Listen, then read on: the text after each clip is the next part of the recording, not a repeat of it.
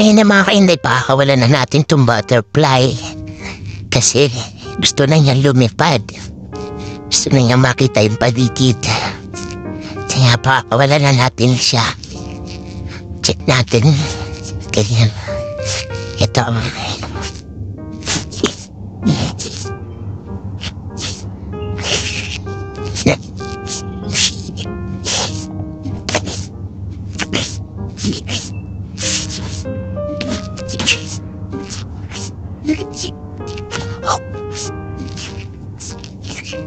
Kinalipad na.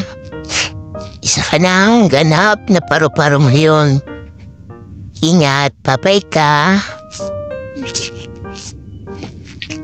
Na siya mga kainday, lilipad na po. Ito yung nailigtas ko na paru-paro na kinakain yung halaman ko. Kaya mayon, isa na siyang ganap na paru-paro. Malayang malaya na siya. Lilipad na siya ngayon. Makikita na niya ang mga bulaklak.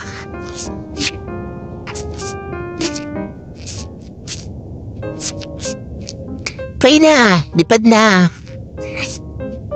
At nang nakita mo na yung mga bulaklak, yun ang gadan lang.